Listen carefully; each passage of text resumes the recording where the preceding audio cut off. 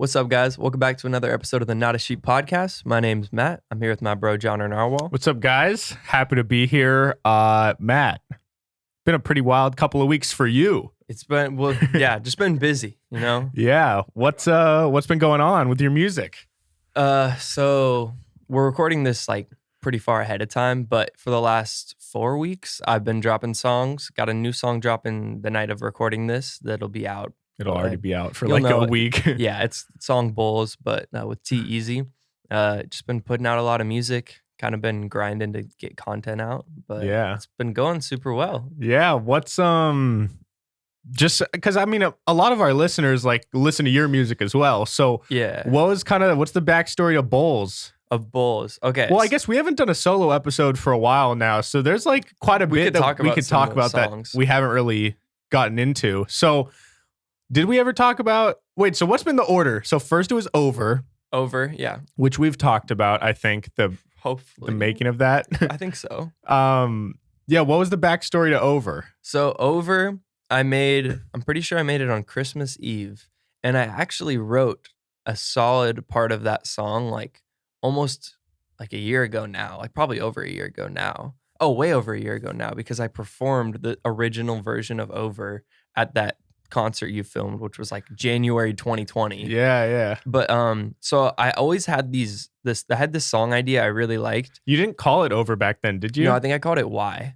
Oh, But yeah. mhm. And so I had it like written out and I really liked the song, but there was like a few things where I didn't really know how to sing and the chorus just didn't quite sound right. Yeah.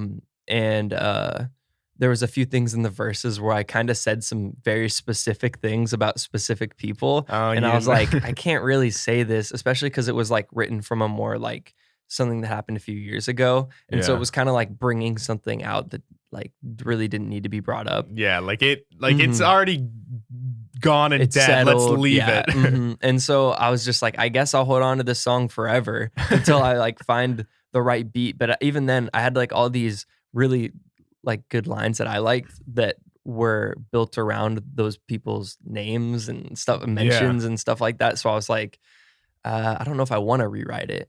And then totally forgot about the song. And then on, I guess, Christmas Eve, I was just going through some like beats that I found online, found this one, and I was like, oh, this is perfect. Like, this is the one to actually rewrite it. And so I think the second half of like both of the verses I like wrote a while ago. And one of the parts was actually from a completely different like freestyle I did. Yeah.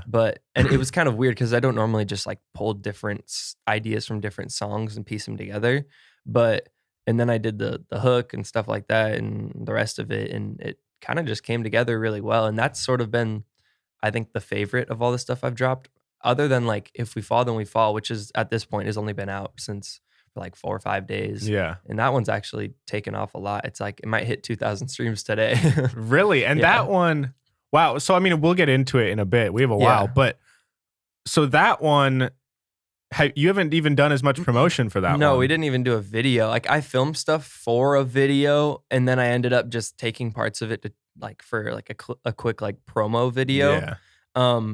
But yeah. So why do you think that one's doing It got so into well? a specific playlist. It's doing super well. And it was like a dance playlist and they put it first. Oh, Like, so it's like a super long playlist and it's the first song. Just by chance, or is Yeah, that kind just of you chance. pay for it to be higher up on the playlist? No, it's not even like that. Like, Oh. so I work with Indie Amplify and you can pay them to submit it to all these places. But like, I've paid the same amount for all of my songs. And for example, Over got into like 10 plus playlists. And then Hermes paid the same amount, got into 2. Oh, Like okay. it's totally random. You're just paying them to pitch it. Like, So it's kind of like just a shot in the dark, hoping that Yeah. people want to put it in their playlist. right. Yeah. And Okay. it's if they could not like the song and you could pay for it and it could get 0 playlists. But Damn, yeah. so you think if you pay for it and get 0, would they like refund you? Well, so Like, hey man, sorry, your song sucks. Indie Amplify, wanted I it. think they do it the right way. What they do is like you pitch it to them and they'll decide whether or not they think they can get it in playlists. Oh, okay. And then if they can say no, like we don't think we can get it in a playlist, but if they try, then they have to charge you. Yeah. Because if you think about it, for them, it's the same effort they're doing. They're reaching out, and if they send a bunch of bad songs, they're gonna ruin their relationship with the curators. Yeah. But, so you're saying the song that me and Kyle made for Shim's birthday a couple years ago, you don't think that could get a placement? hey, maybe with a little extra work, it could get into a bunch of playlists. Yeah, hell yeah. So actually we'll talk about If We Fall Then We Fall in a bit. Mhm. But first, did you see you just looked at something? I did. I don't know. You scared me. There's a ghost in here. I'm like, what's going on? The ghost of Michael Jackson. So Over came out. That got in a bunch of different playlists. Yeah. People really liked it. That was kind of beginning, like debut of your music releases of 2021. Yeah, and I think that one, it just naturally did a little better because it was the first one, and obviously it's been out the longest. So I think like I noticed my first post I made since October or November or whatever it was got like 400 something likes, and it was just a picture. Yeah. Like versus a normal photo for me gets like 200 to 300. Yeah. So just like naturally the first like comeback is going to do a little better. Yeah. But yeah.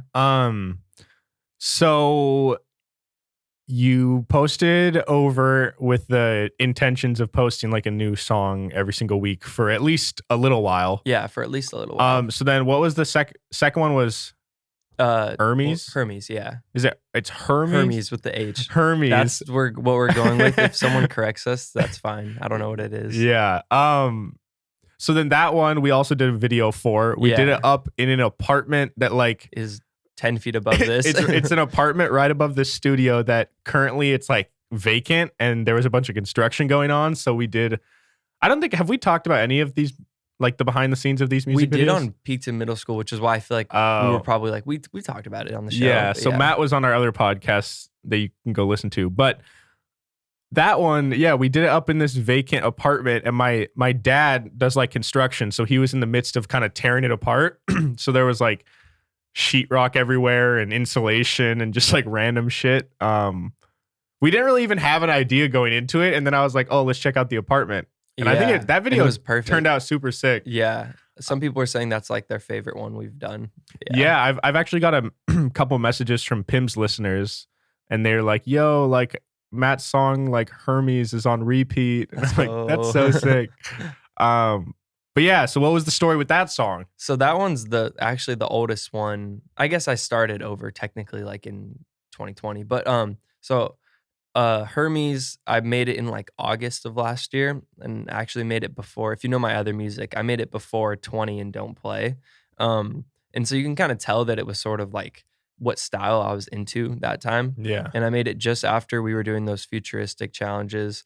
And so definitely more into like hip hop, trying to like rap as good as I can, I guess. But I made that beat and then wrote the whole song all in like one session, which I don't normally do. But like when I have an idea, I like to try to get it as far as I can, so I don't like lose whatever inspiration I have. What was at the moment? What was the spark? Like, what was the inspiration that made you just? What were you feeling that just made it so quick? I was pretty hyped up after the whole like futuristic contest, like the second one we did, and I was like, I've been doing all these challenges, but like I need to make like a banger song. Like I haven't done that in a while. Yeah. And so I was just going through sounds, and I was like piecing it together, and I was like, oh, I need to put together some sort of like anthem, like yell kind of thing for this like pre-chorus. And then I want it to just go into this like super hard drop. Yeah. And I was like playing around with a lot of like, the reason the song's called Hermes is because it made me think of like Greek mythology, even not that I know anything about Greek mythology. It just made me think of like, I don't know, like a movie where it's like all mysterious and stuff like that. And so I was playing around with like these different things. And that's kind of what started the whole idea of like Paradise, which is what I'm calling this like collection of songs, this like era of music. Would you call this like a EP in a way, or not really? I mean, it'll probably end up being more like close to an album in like track length. Oh, okay. But I don't know if I'm ever gonna piece together a playlist. I'll probably do a playlist, but not like a actual released album. Yeah.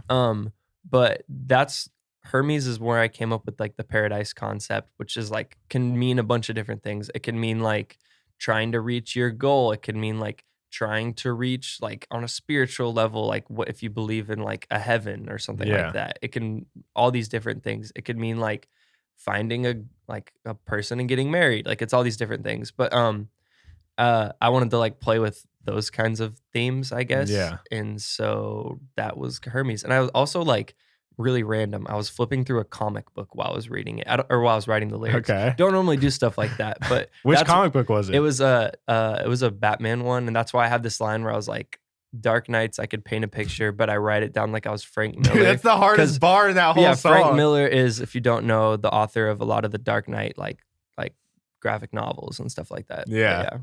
Wait, but then when you say paint a picture? Dark Nights, like I could paint a picture, but like it's like I'm painting pictures about like dark times I've had, but I actually am writing it down like Frank Miller does. Yeah. Dude, yeah. Are there lines like that in some of your songs where you're like, this is a bar, but no one's going to get it until I explain it, which kind of sucks because it doesn't even... Yeah, but I had like 3 people already come up to me and be like, that was the best lyric you've ever written. Okay. So I'm like, that's what I was looking for. Yeah. 3 people. Yeah. I didn't want to forget with Over, you originally wrote that and had that as a song called Why with a different beat. But then you said like you found a different beat one day and you just knew like, how do you know just by listening to a beat, like what is it about it that just struck you like, all right, this is it. Like this is for Why, and I'm going to change it up and mix it up. So one, it was like a really similar tempo, and not that like made me connect it, but I was just like played the beat and I started like mumbling like different flow patterns. And then I noticed I just started doing the pattern I did in that song. And I was like, oh, I still like have those lyrics memorized because I memorized it to perform. Yeah. And I was like, should I just re-record it over? I'm like, over. But then I was like, no, I'm not going to ever put it out then because it's still like really specific lyrics. And so I put down like the first, or I guess the second 4 bars of the first verse, came up with a new intro to that, came up with the second verse, and then just built it around that. So those like old lyrics were like the starting point, I guess. But yeah. Okay. So are there, if you were to listen to the old version, Why, and then the Over, is it like, would the average person listen and be like, oh my God, this is cool. Like this is literally like a different version of the same song, or does it sound kind of totally different now? Well, the beat's pretty different. They're both like pop rap beats, but like Over has these like really beautiful like guitars and piano in it.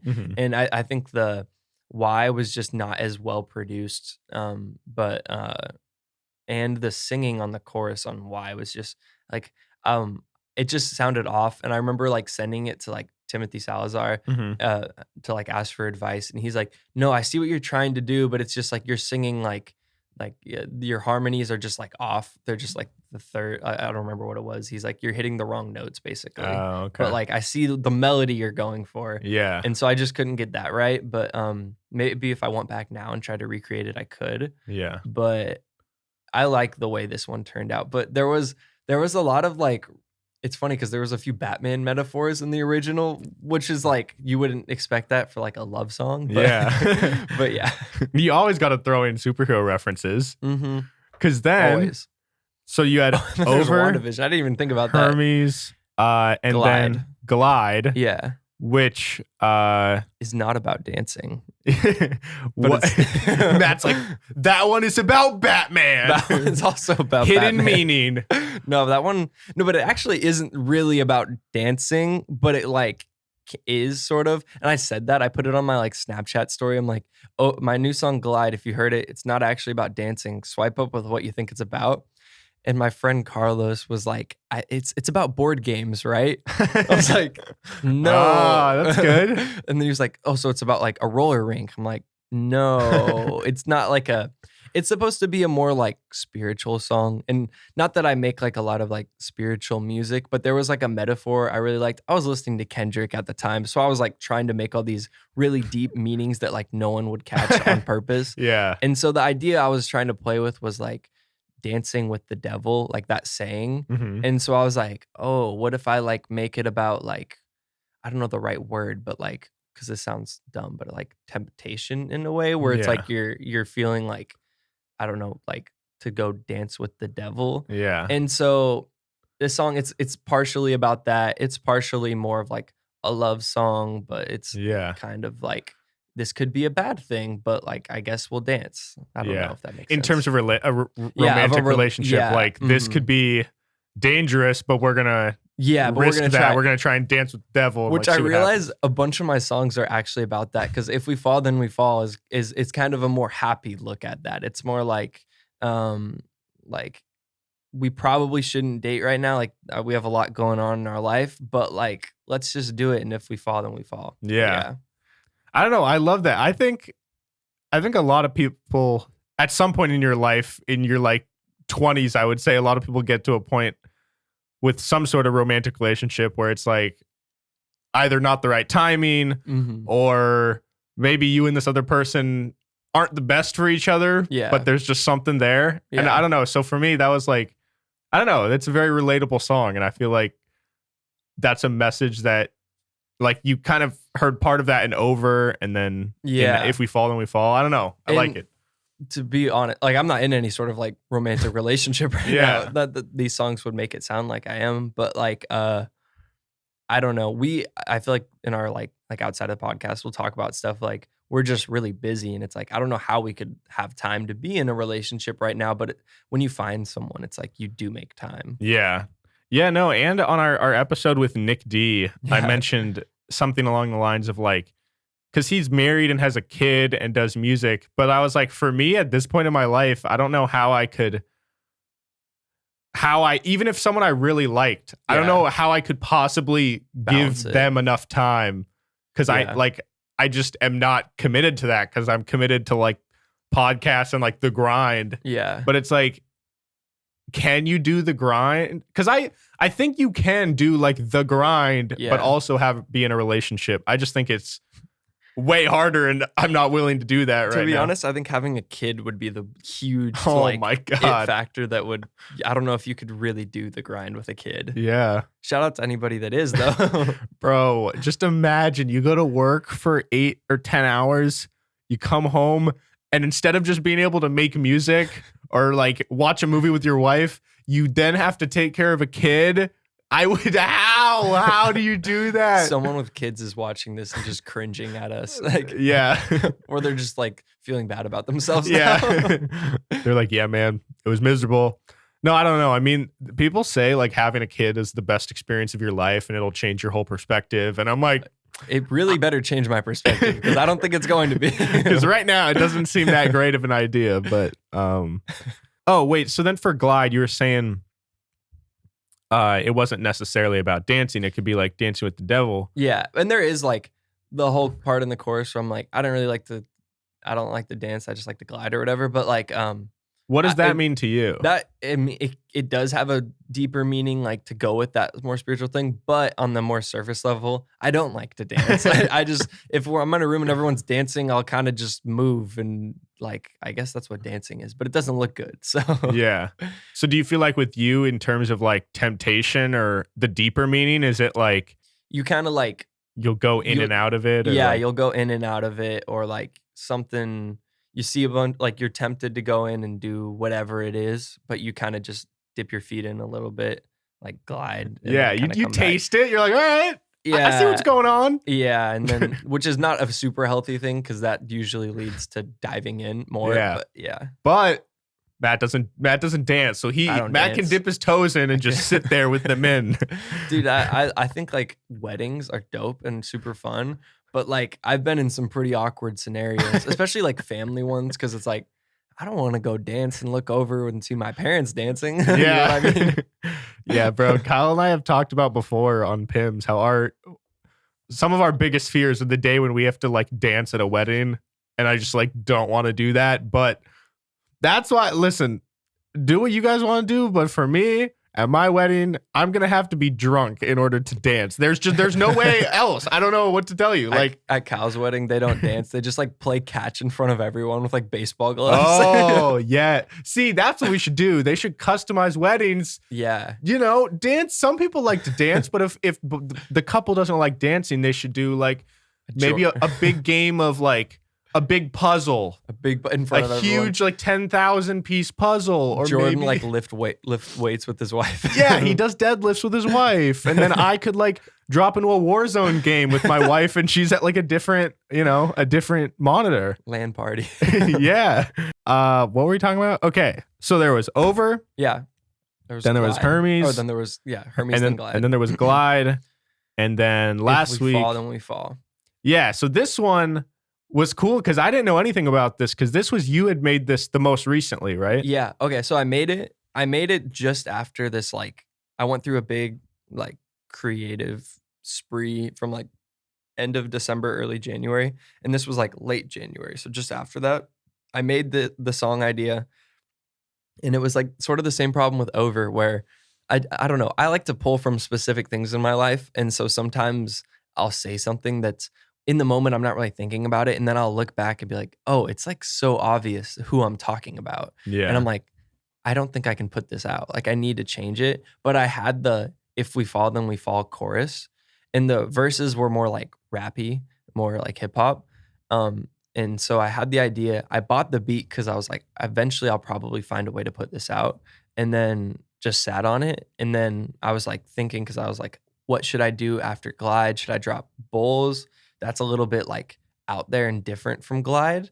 And I kind of want those to be spaced out a little bit. Yeah. And then I was like going through ideas I had, and I went back and just in like 45 minutes rewrote the whole song other than the "If we fall, then we fall" part. Wow. So what was the song? So are you saying the version before was too like obvious, and like you wanted it? It was just kind of specific, and it was the same thing where it was like, I don't really need to be talking about this. And also, to be honest, the person I was talking about was like a girl I was interested in at the time.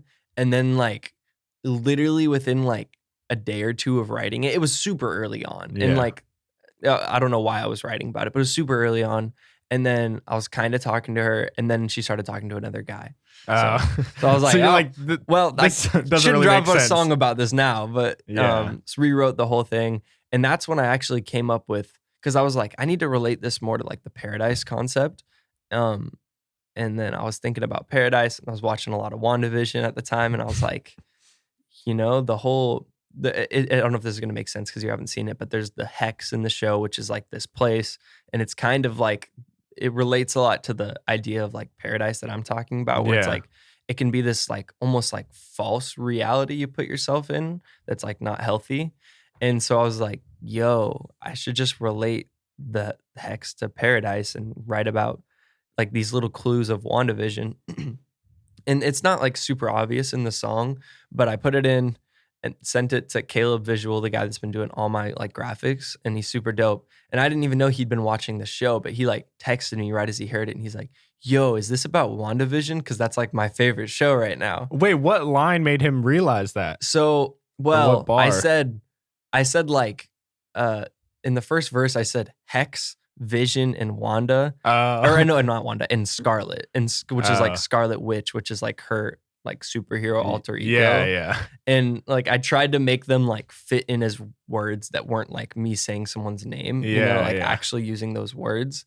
And it kind of just it sort of does, like, in my opinion, fit the vibe of that show. Yeah. Well, so I sent it to him. He really liked it, and I was like, oh, we should make the cover like WandaVision themed. Yeah. I was like, we should have all these like hexagons on it, because that's like a big part of the show. Like it plays into like the theme of it or whatever. But like, and then he got the like this like staticky, I don't know what it is, but it's like part of the design of the actual poster, and brought it in. We did like 3 different versions of the cover, and like finally found one that worked. But yeah, Caleb's been killing it with your cover arts recently. Yeah, he's been going off, and it's cool too, because like, I don't know, a cool story for him is like, we started working together on stuff, and when we first started, he was talking about like who his favorite artists were and who kind of inspire him. And he kept bringing up Caleb Cruz, who's this other small artist that's super dope.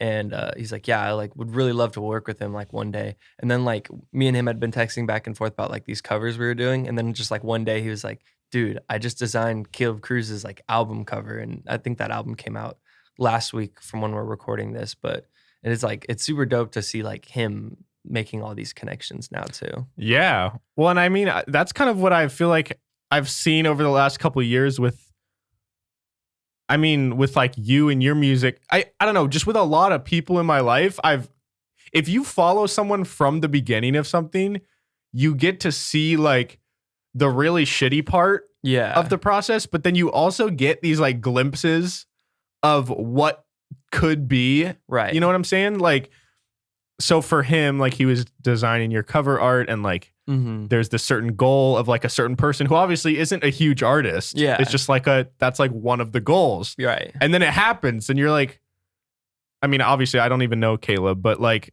I would assume it's like, oh shit. Yeah, he was pretty high. Like I just checked that one off the box. And I don't know, it's cool because like with you and your music, it's like, all right, first you're doing like this KSI challenge and you're doing these other, I mean, you're making music before that, but like over the last couple of years, and then it's like, oh shit, then you get top 5 in a challenge, and then like, oh shit, this one artist that we talked to like likes your music. And I don't know, it's cool.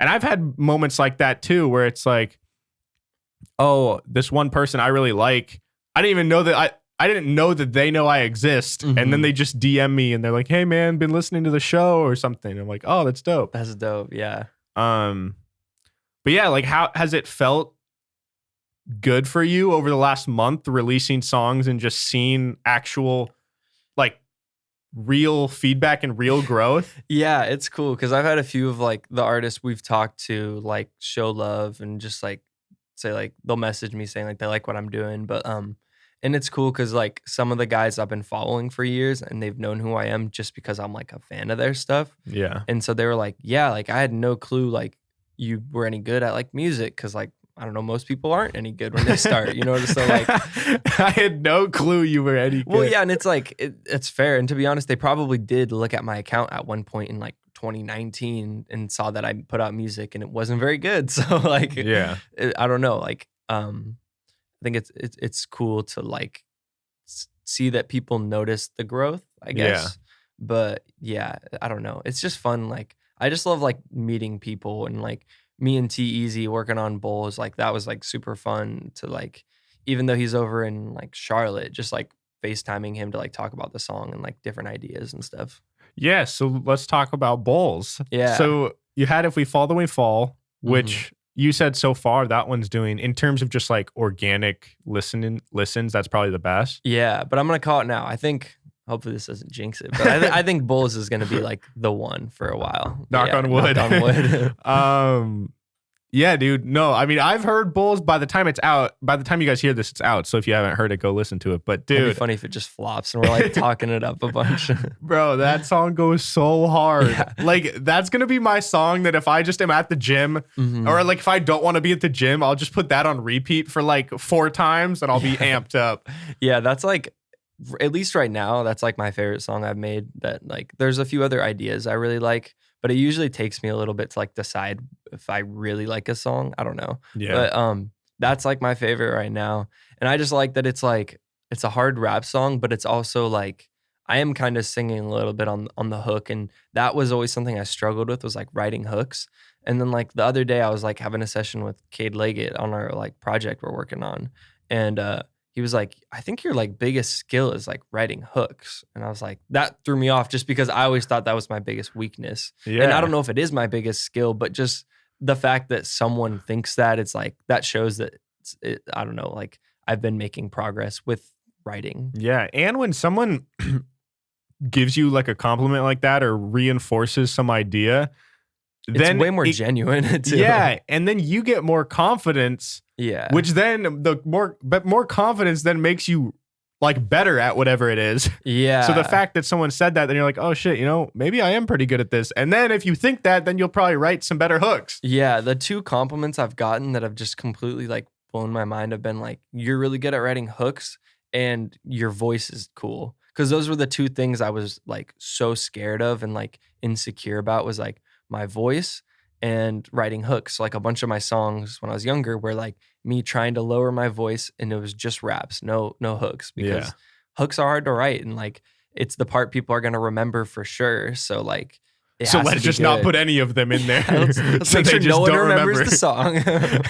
I don't really follow Gary Vee as much anymore. I mean, I still follow him, but like, you don't keep up with back in stuff. high school or when he was first like popping off on YouTube, I was like a huge stan, and I was like, yeah, let's fucking grind. I'm an entrepreneur. I was too. Listen to the podcasts and stuff. Yeah, and I mean, I think he's a cool guy, and I respect him. Yeah, I respect him. I love what he has to say. I just, at this point, it doesn't fire me up as much as it used to. But anyways, I remember he had this thing that he would always preach, and it was like, double down on your strengths and basically forget or ignore your weaknesses entirely. Because he's like, oh, you know, if you're spending time focusing on your weaknesses, like you're just going to be basically wasting your time or like running in circles, because if you just double down on what you're already good at, then you could get really good. And then, I don't know. I think his concept was if you focus what you're good at in the long run, it'll benefit you. And I don't know. I'd always thought about that saying a lot, like double down on your strengths, forget about your weaknesses. Because I just never knew if I agreed with that or not. Yeah. And do you feel like, and maybe he didn't mean literally or in every field, maybe in certain fields, you got to work on your weaknesses. But for you as an artist, how do you feel about that? Like, do you feel that if you felt your weaknesses were writing choruses, do you feel like, did you focus on getting better at that? Yeah, that really was like the reason I didn't put out like any music the first half of 2020 was because I was just trying to like learn and get better and get better at writing and my vocal performance, and trying to learn like a little bit of singing. But and so I really was like working on my weaknesses. So, but I do kind of agree with that statement, because it's like, if you keep working on your weaknesses and you're just all around like, okay, you know what I mean? Trying to just be pretty good. Yeah. Like, to make it in any field, you have to be ridiculously good at something. Yeah. So like, I think there is some truth to that. But at the same time, as an artist, I don't think that means like, I'm really good at this one style, let's stick to that. And just neglect everything else. That's really good for marketing though. Like when you're starting out, is to have like a niche or a niche audience or whatever. But like, I don't know. I think if you want to be like a long-term artist and in it for like a long time, you got to like be able to diversify your content in like the right way. Yeah. Yeah. Like there's this guy, do you know High Res? Yeah.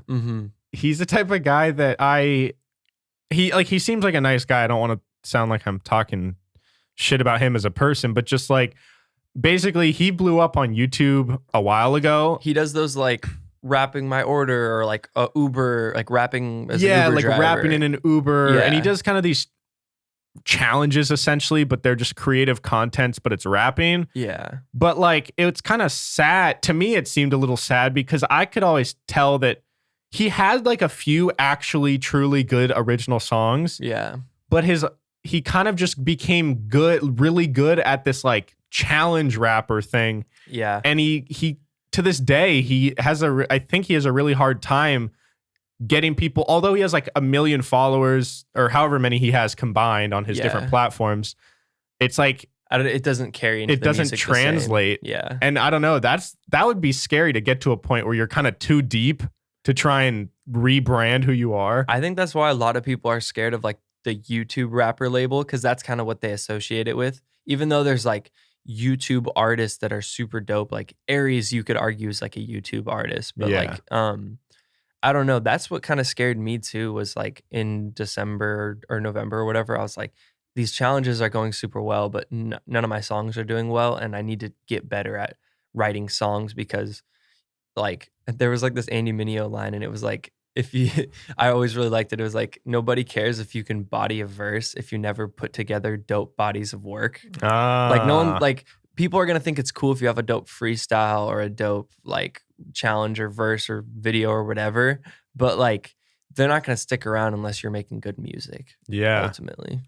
Damn, what song is that from? It was on a freestyle too, which was like it was on one of his Sway freestyles he did. I also wanted to talk about you and Cade and what you guys have been working on. But first, So Bowls, it's you. Is it your song featuring T-Eazy, or is it both? It's my song featuring T-Eazy. We're gonna do more stuff together, and I think maybe eventually, I don't know. I want to do more like co-main artist type stuff, but this one's just me featuring T-Eazy. Yeah. So for people who don't know, like, who is he and how did you guys meet? So I found him I think beginning of 2020. He actually got like super viral off of doing like rapping his order at like Chick-fil-A. Like he had a few videos like take off and do super, super good.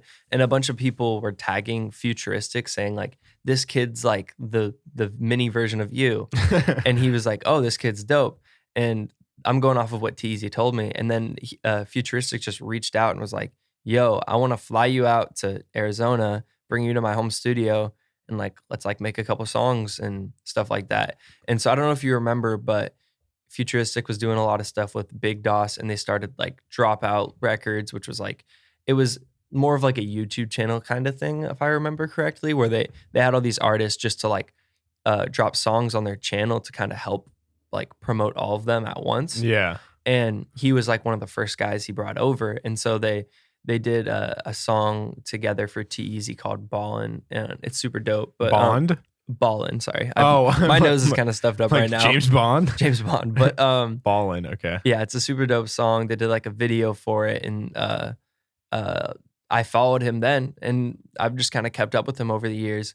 And literally, this is why I think, this sounds like I'm patting myself on the back, but this is why I think just being like a genuine person and like interacting with people on social media is so helpful, is because literally one day I just swiped up on one of his stories, and it was like he posted something about like, I don't remember who it was, but a big artist had like reached out to him, and I was like, that's so cool, bro. Like, I love to see your grind or whatever. And then he responded like, oh, I've seen your videos before, like when Futuristic posted your challenges. And he like followed me back and was like, yo, do you want to hop on a FaceTime and like see if we can work on a song? Yeah. And so we like got on FaceTime, went through a bunch of beats. We couldn't really find anything, but we like knew what style we were looking for. Yeah. And then how did you guys know what style you're looking for? I don't even know how to describe it, but we were talking about like different styles of production and different artists we liked. And we wanted to just make like a stupid, like hard song, like a big, like banger. But so when you guys are talking about that, what are the type of thing? I'm just curious. I don't even know the right way to describe it, but there's a certain like sound that Bowls has that in the beat that's like, I don't even know. I can't even think of like an artist to like. But you guys just were somehow on the same page. We were on the same page. And a few days went by and I couldn't find anything. And I was like, dang, I don't want this like opportunity to go away, because like I think our styles would like work really well together.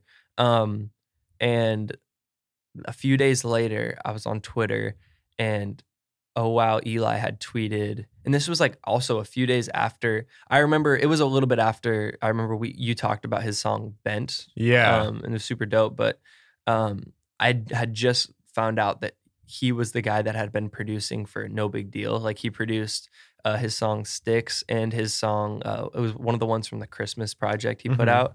But and I saw he tweeted, sending out beats tonight. Artists, drop your emails like under this tweet and I'll send them out.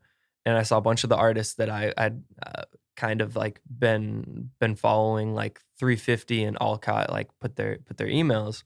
And so I was like, I'll put mine under there. Like there was like 100 responses. So I'm like, maybe he'll send it, maybe he won't. I don't even know him. He sent me the pack.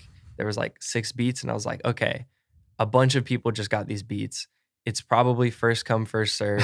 I'm going to make something tonight and send it to him, because I heard this quote. It was like, if you want a producer to know you're serious, make a song same day they send you a beat and send it back. I like that, because then they know, they're like, damn, like this guy, literally since I sent it, he's been in his studio making it. Yeah, and so I kind of decided, I'm like, all right, let's do a hook.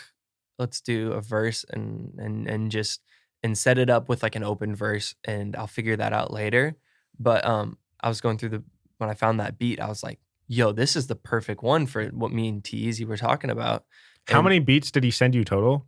There was like 6 maybe. I don't know. Okay. Maybe more. I don't remember. But because it was a little while ago. But made the song, sent it to him, and I'm like, we'll see what he says.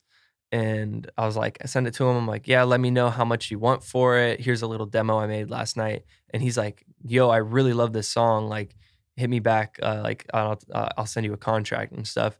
And I sent it to him at night, went to bed, and I think I kind of slept in that day because I was like working on the song till like 3 or 4 a.m. But Yeah. then he emailed me like 30 minutes after he emailed me saying like, been listening to the song like on repeat. Like we should definitely like do something with this. Yeah. And so bought the beat, sent it to T-Eazy. He really liked it. He sent me his verse, and it was just like perfect like that. But yeah. Damn. So did you and T-Eazy know that you wanted it to be called Bulls and be about? No, not like we didn't even talk about like we just wanted to like it sounds dumb, but we were just like, let's find a super hard beat and just Make a rap super banger. good. Yeah. Like rap really well. Dude, let's rap super good Yeah. and epic. But yeah.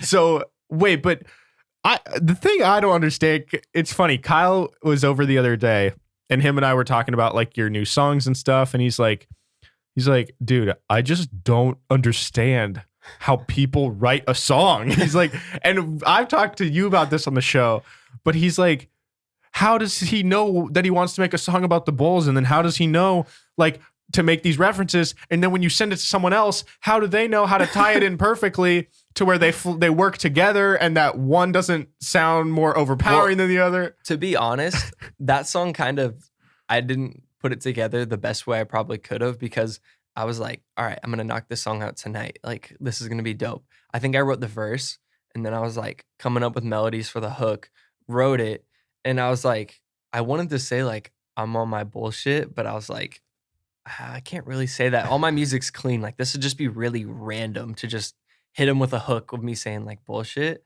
And I was like, what can I say? And I'm like, I've been on Chicago Bulls. I'm like, yeah, and I was like, okay, maybe I could do something with that. And I was like, no one's gonna get that that's what I'm saying, but like, really think about it. Me saying I've been on Chicago Bulls, like that doesn't mean anything. But if it like, and then it kind of does, because like the Bulls have been like an iconic franchise, one of the best players of all time. And I think I also came up with the line first where I was like I feel like I'm on a good run right now with music. Like I feel like I'm on like an MVP season kind of thing. And then like I was thinking about Derrick Rose, and I'm like MVP season, and then it's kind of sad the rest of his career. But like I don't know. I was thinking about that, and I was like Bulls. I was like maybe I can find a way to hint at like I'm on my bullshit, but without saying it. Yeah. And so I said like I'll just say I'm on my Chicago Bulls, and then I'll like say shh in the background. Yeah. But yeah. So you feel like you're Derrick Rose in his MVP season right now? Sure. I hope that doesn't mean I'm gonna. I don't mean I'm gonna like fall off. But Matt's gonna tear his ACL like 7 times. It was just like a confident moment when I was writing, but that's why like my verse there aren't any like Bulls references, because I didn't know that that's what the song was gonna be about when I was writing it. You just knew the Derrick Rose. I wrote the verse and then wrote the hook, so like I hadn't even made the Chicago Bulls reference. Yeah. But I had the idea. I was like, I feel like this is like a back on my bullshit kind of like song. So I was like, that's the kind of stuff I was trying to rap about, just like ignorant rap stuff. And then when I wrote that hook, it was dope. But then it was cool because T-Eazy obviously just heard it with a hook and a verse. So when he did his verse, he made like a couple Michael Jordan references and stuff like that, and ended up working out. So he can kind of build off of what you had like started. Yeah, so it worked out super well. Do you feel like well, you said all your music's clean. Is all of it clean or just most of it clean? All of it's clean, actually. I think under Matt Mogg. Actually, I think No Money is like considered explicit because we had to make a clean version because we had to take out one word. Oh. And it wasn't even like really a swear word. Like it, we wanted to get it placed on something that they wanted it to be 100% clean. Yeah. So we made a new version. But do you feel like for you, is that something you take pride in, like trying to have your music clean? And do you feel like it would be out of place if all of a sudden you do something that's not clean, or you just would prefer? Honestly, I just don't, like, I swear, but like I don't swear that much in person. And so like if you think about lyrics, it's like you're putting thought behind these words that you know are going to be repeated over and over again. And if I'm ever putting thought into like something, like if I'm talking in a social media video, or if I have for whatever reason I have to give a speech and I can plan out words I'm going to say. Like I will avoid like swearing and stuff like that. Because that's just not who you are. It's different audiences and stuff like that. But like I have no problem if I send a verse or send a song to someone and they send back an explicit verse. Yeah, like, no, I'll I'm keep not it. saying that. Yeah. I'm just saying like for you personally, you feel like it would almost, it's just like unnecessary because it's just not how you talk or think. Yeah, it's unnecessary, and I kind of know how a lot of my audience would react, and I don't know if that is like a fake thing. That if I'm like, well, I know if I swear in this song, this audience that follows me, voice crack, is gonna not like it as much, but which I think is dumb. Like I don't know. In my opinion, if someone swears in a song and that like makes it unlistenable for you, like you got something's wrong with your like standards of language. But yeah. I mean, I don't know. I mean, yeah, that's tough because if like someone grew up and it's like there's no swearing, whatever, like I don't know. Yeah, can you listen? Then if you watch a movie and someone swears in a movie, is that movie deemed unacceptable? Or like what's the stick? Because it just seems like a tricky thing. yeah. Or if you're like, you grew up and you're like, you can't swear or whatever, and then you meet someone and a friend swears, then is that, it just seems like a weird line to draw and like what's morally okay for you and what's not. I don't know. It just seems like hard to. When I was homeschooled growing up, and like all of my like homeschool friends, like a lot of them have like super strict parents, and like I remember it was a big thing. Like we would go to a movie and like certain parents wouldn't let their kids go, and like they were there for like a long time for like certain movies, and I don't know, it was a very like strange thing. And my parents aren't like super strict with that kind of stuff. They don't really care, but they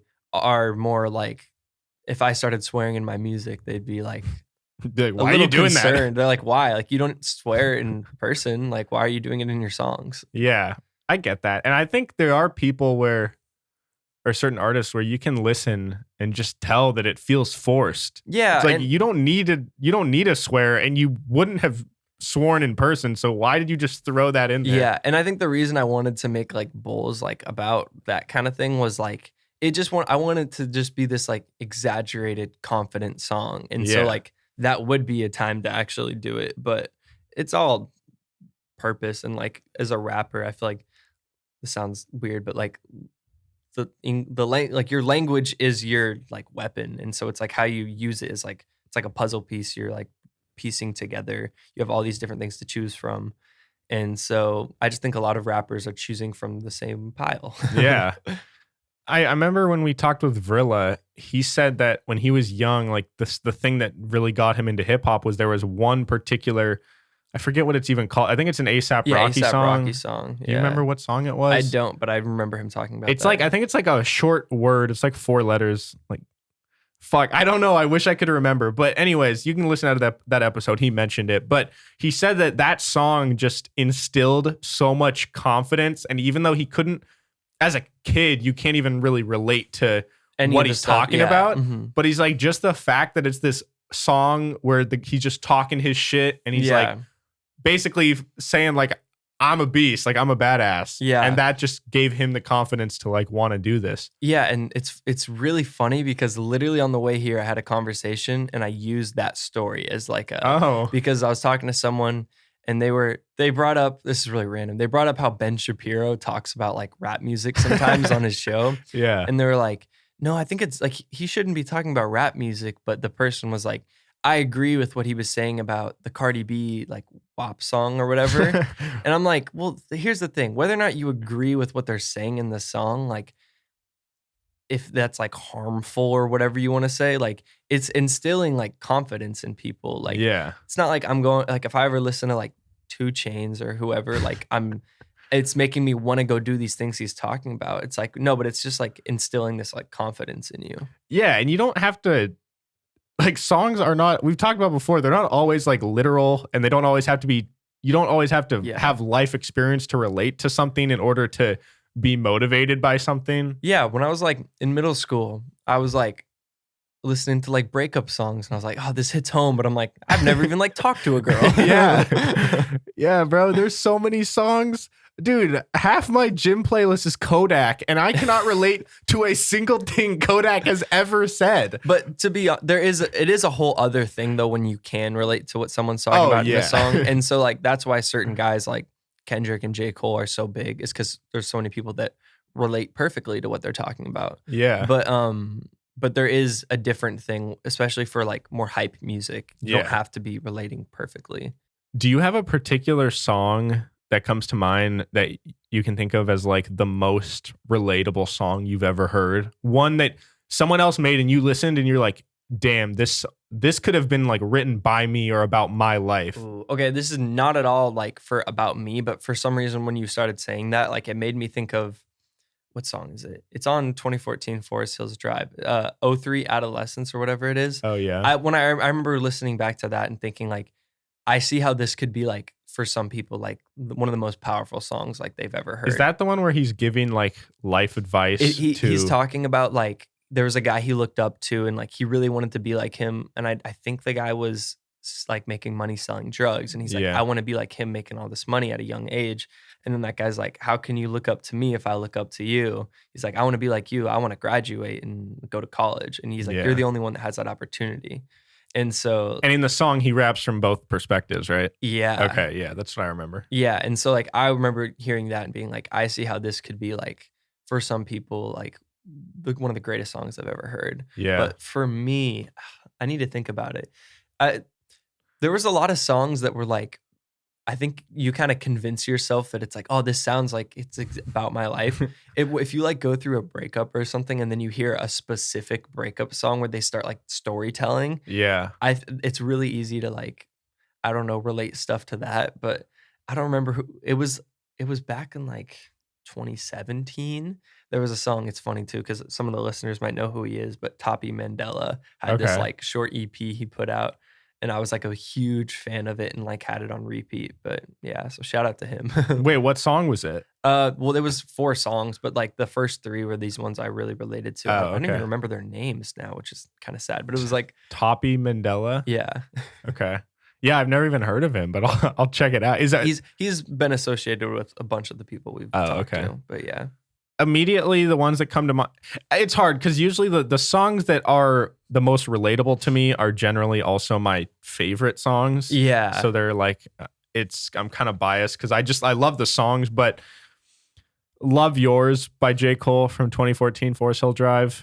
That one, I remember everything about where I was when I first heard it, like what I was doing. And I just remember like, that's a special moment when you listen to a song and it like everything else doesn't matter in that moment because you're so locked into a song. That's, I think, one of the really beautiful things about music is just being able to like, I was in a certain moment, but it's like, I was so engaged with the song that I was like, all I could do was reflect on my life while listening to it word for word. Yeah. It was dope. For the last few years, I've really loved that song because Illmind produced it. And like, he was like the first big industry person that I've ever been able to have like a genuine interaction with and like got to talk to for like one-on-one for a little bit and then also in a big group and just like really, I don't know, feel like he's like one of the legends in the game, but like feel like it's not that far away. Yeah. And so like that's always been a big connection. And then J. Cole has been probably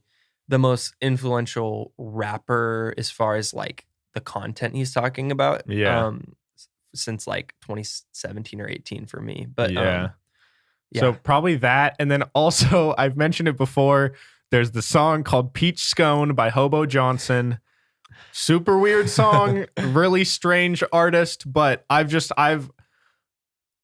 the type of scenario he describes in that song, it's like a storytelling song. And essentially he's in love with this person who basically doesn't love him back. And they love someone else who's just super shitty to them. Yeah. And it's kind of the story of having to be like it's like being a supportive friend of someone that you're in love with. And like the person that they love is just like the worst kind of, or like a douche. And you're just sitting there like trying to be a supportive friend. So I don't know. That one was really relatable at a certain point in my life as well. So those two are probably the two for me. But that's cool. So just to wrap up your last month of music. Yeah. So you had Over, Hermes, Glide, If We Fall Then We Fall, then Bowls. I'm sitting on some stuff that I really like.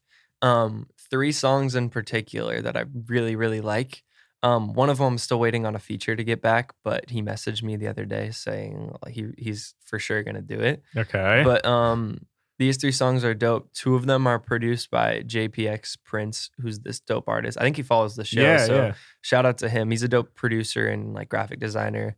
And one of the features is his brother Titus, who I didn't even know about until they dropped like a double single together, and he's super dope. Oh, But so JPX Prince doesn't rap. he produced both songs, Okay, but then his and- brother raps. and his brother is a dope artist. Oh, Yeah. okay. That's sick, dude. I think it's his brother. Maybe he just referred to him as like my brother, like my friend, but I think it's his actual You think brother. it's his actual brother? Yeah. Okay. Yeah, so that was 5. You got like 3 more potentially at some point. Yeah, and one of them is like the one you for sure know about that I'm referring to, and there's these 2 other ones that are super dope. I have all these other ideas that like I could go home tonight and like if I feel inspired could knock them out. And then those are like the Paradise era stuff that I'm Yeah. working on. And then there's this other project I'm working on with Cade that is going to be super dope. I don't want to put a timeline on that, but like to put a timeline on it probably before summer. But I don't want to put a timeline on it, but maybe before summer. Yeah. Okay, so that one is totally different style, different like its own thing. It's evolved for sure because we started working on ideas for it in like October, and when like we had our first session together in like August, I think, but we were just making beats, and then like we started to come up with like song ideas in like October. But it's gonna be dope. We're sort of treating it like an album, like the way we go about it as far as like we have sessions just working on production. We'll have session just working on like song concepts, and like I'll do some like melody runs at his house, take it home. So it's like we're working hard but taking our time with it, Yeah. and not just like knocking out songs in one session kind of thing. Yeah. And there's a few features on it I really like. There's some songs that I don't know, like it's fun because I'll start this concept and then I'll just like take it in a completely different direction, and I think it'll be really cool. Yeah. It's very cinematic. Yeah. When you take your time with these songs and you treat them like an album and you don't go in and say, we're going to crank it out today. Yeah. Do you, as the artist, do you feel that those are inevitably better? Like, are you just like, damn, I can tell that this song got more time and dedicated to it? Well, so here's a good example and a bad example. One of the songs I made like an original version in like October, and it was like cool, but like I grew out of that like so quickly, like looking back on it.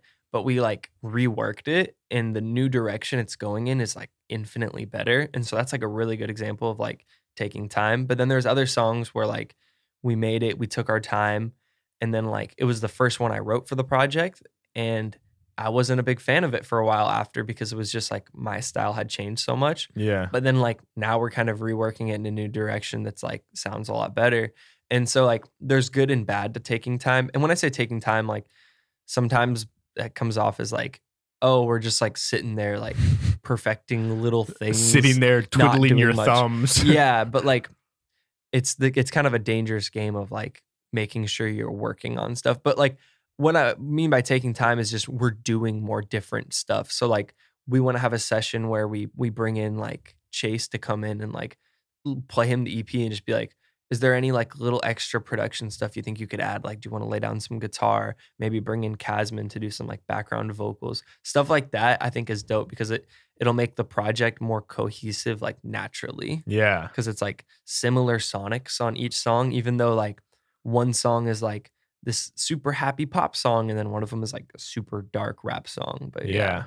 Okay, so you got a mix of the 2 different things you've been developing. And I mean, for how much it's changed in the last few months, like by the time it's out, it could be completely different than what I just described. But yeah, I feel you. Well, bro, I've been loving it. You're almost at 5,000 monthly listeners, which is pretty. Hopefully, by the time crazy. you're listening to this, that's like an old number, and it's way up. Yeah, but, it could be like 6,000 or 7,000, or I don't know. It could be more. I don't know. But I'm very happy with how it's going. Like considering I'd never even gotten over like 250 monthly listeners in the past. Yeah. Did you? Is this what you expected, or about what you expected, or better than you expected? Kind of. Not to sound like weird about like being, I don't know, confident about my songs, but like through different marketing stuff I'd learned over like the past few months, I was just taking my time to like build up money because I was learning all these different marketing strategies. And I'm like, okay, the biggest things I need for these are songs and money. And now I know how to do it. I've learned the right way to go about marketing to get it in front of the right people. And so this was kind of what I expected. Maybe not quite this much to almost be at 5,000 on the, not even on the fifth song yet, but yeah. Yeah, I mean, it's been awesome. Like every day I check and it's just going up and up. And so you could like, dude, you could get to like 10, 15,000 pretty quickly. After the first song and I saw it get to 1,000, I was like, okay, maybe I'll set this goal. Maybe 10K before the song that this is all leading to that you know about. Wait, there's one song that everything's leading to? The one with... I don't know if I'm familiar. I'll have you sent this to me? Oh, okay. Sorry, yeah. Maybe I'll just bleep over the word and it'll sound really funny and I'll be like, what? They're like, what? Oh, okay. Yeah, I didn't know that. But is that technically your song or is that a feature you're doing for someone else? It's me and that other person's song featuring the other artist. Okay. But it's probably going to go on that other artist's project. Yeah. But we're going to release it first as a single. Okay. But yeah, it'll kind of play a dual role of like, I consider it part of like my Paradise era because I wrote with the intention of it being that. Yeah. Like some of the little things I talk about. But it's also like, and it's funny because the song has to do with like being two different things. Yeah. Based on the title. Yeah. So like it fits in his project as well as fitting into my project, like so unofficially in my project. Yeah. There's so much teasing this episode for upcoming stuff. Yeah. The few Matt Mogg fans are going to be excited.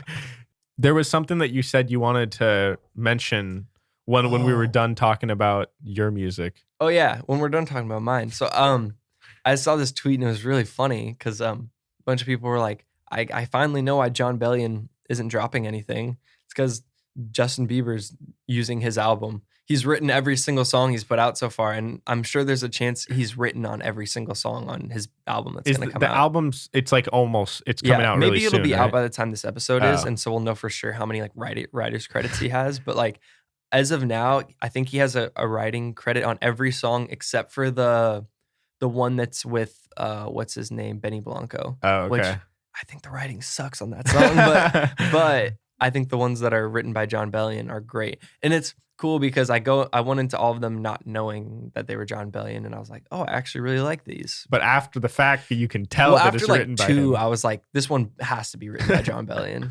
What about it? To you, when you listen, what about it will be like, oh, this must be a Jon Bellion song? Think about the Human Condition album. There's a lot of like melodies and choruses that are just like da-na-na-na, like him just making like little, like not even words, him just being like humming like certain sounds all the time, low, low, low, low, low, low, low, even though low is a word, or it's like I don't know, like all the choruses are all just like bum like little things.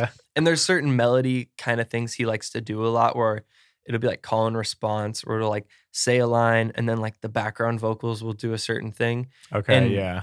And there's sometimes on songs you can tell that it was a fully done Jon Bellion song, but they take just the main vocal out and insert the new one. Not with these Justin Bieber ones, but like if you ever listen to Trumpets by Jason Derulo, you can tell it's just Jon Bellion's song with like one Jason Derulo vocal because the background vocals are all Jon Bellion. Oh, and so you can literally hear that. Yeah, you can hear his voice, and you can, if you have to pay attention and obviously know what Jon Bellion sounds like.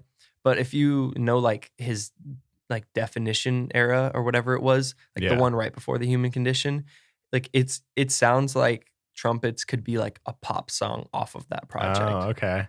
But yeah. So how many songs have come out so far off the project? I think like 3 or 4. Okay. I don't know how many. I haven't really kept up a ton, but the ones I heard I really liked. I think the album will probably be pretty good. Yeah. It's so cool that Jon Bellion is I mean, we've talked about him a lot in the past and how he's been one of both of our favorite artists for a long time. And Yeah. I was glad when he finally did blow up. Although I still don't feel like he doesn't never want to blow up though. That's the thing. Yeah, I've seen him say way too many times, like, I want to be as big as possible behind the scenes. Yeah. Which is kind of what he's done. Yeah. And so that's what's so cool is he's an amazing artist. And it's just awesome that he is now being recognized clearly as like one of the best writers in the industry. Yeah. Because if Justin Bieber, there's not a lot him. of bigger names out there as far as like pop music. Like there are a lot of huge names that would be like equally up there with him. Yeah. But still, it's an A-list artist. Yeah. So that's awesome. I know. I wonder, like, selfishly though, I get kind of sad because I'm like, damn. No one's gonna know. Well, yeah, that, but also he probably hasn't spent as much time making his own new music. Well, that's what I would think. But like, so with artists like him and Black Bear, I'll notice that when they do interviews after an album, they both kind of said the same thing after their most recent albums. They both said like, yeah, I'm going to take some time. Me and this people are going to go to get together and we're going to just crank out a bunch of songs to pitch to artists. And so I think that's kind of part of their process that they like, where they'll just make a bunch of songs for the intention of sending it to other artists. Oh, okay. And so these Justin Bieber songs were probably made in like 2018, 2019. Yeah.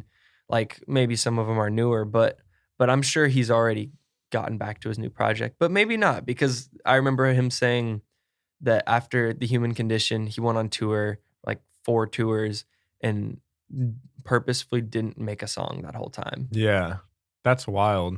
I know he went on so many tours. I remember that kind of reminded me of like what Alexis Dawn was saying about how Dua Lipa was on tour. Yeah. For like, 3 years or something consecutively? That's crazy. Yeah, like Jon Bellion was like 3 Human Condition tours, plus like a UK, plus the one with 21 Pilots. And like that was only in like a 2-year span or something like that. Yeah. And then he went on tour for Glory Sound Prep too, right? Yeah. And that wasn't that long after. So I don't know. It was 2 years after, I think. Oh, did he have that long of a break? 2016 was The Human Condition. 2018 was that album. And then I guess he toured the year after that. So he did like 4 tours or whatever it was, 5. And like it couldn't have been longer than 3 years because that would have overlapped. But yeah. Damn. Well, Matt, I'm hyped. I've already heard a lot of the stuff, so I already know it's dope. But I'm hyped for everyone else to get to hear it too. Thanks. And I'm just glad that things have been going pretty well for the most part. So far. It's fun. I know we're both really busy with like life stuff right now because we're both like I'm a high school golf coach, which I don't know if many people know that about me, but that's fun stuff. But like, it's kind of, I don't know what I'm trying to say, but basically you're very busy, but it's all like good stuff. Like I like where everything's going right now. Yeah, for sure. We have more dope interviews coming very soon. We have a bunch of different artists and different people who aren't even necessarily directly artists, but people who have worked with artists and associated in different ways. Yeah. People plan to come on the show. If you guys have any recommendations for people that, whether it be an artist or a producer or an engineer or someone around music. Yeah, anyone that would be dope, be sure to DM us on Instagram at NAS Podcast. But yeah, Matt, where can the people follow you and check out your music? You can follow me on Instagram and Twitter, the Matt Mogg, and you can just search Matt Mogg on whatever platform and find all my music. There you go. You guys can follow me at Hey Narwhal on Instagram, Twitter, and TikTok.